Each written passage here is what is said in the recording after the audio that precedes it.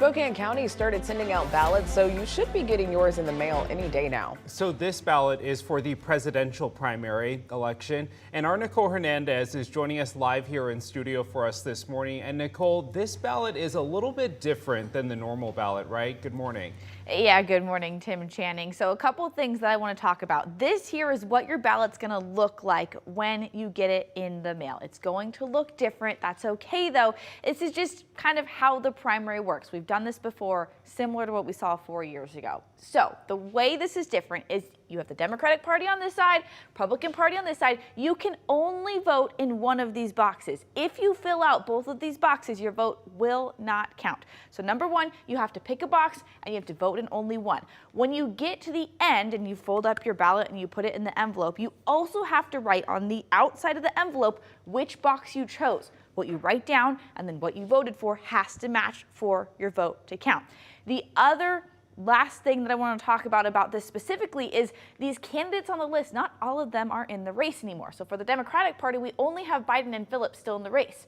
Williams actually kind of declined the race. She dropped out there just a little bit ago. Republican Party, same thing. Only Nikki Haley and Donald Trump are still in the race. The rest of those candidates are no longer in the race. So if you are voting, make sure you're voting for a candidate that's still in the race.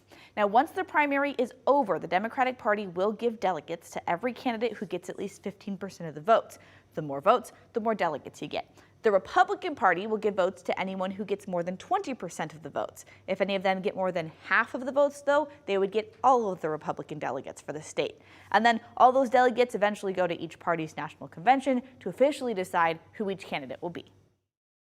The nomination of president with the political parties has to be done by the party process.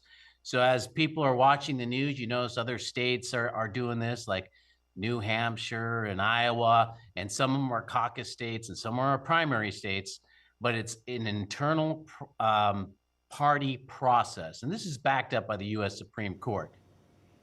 So specifically for this primary, ballots have to be in by March 12th at 8 p.m. Just like other elections, you can either get it into a ballot box or postmark in the mail by then. If you're not registered to vote yet, you can still register online or by mail until March 4th, and then you can register in person until March 12th. In studio, Nicole Hernandez, Crime 2 News.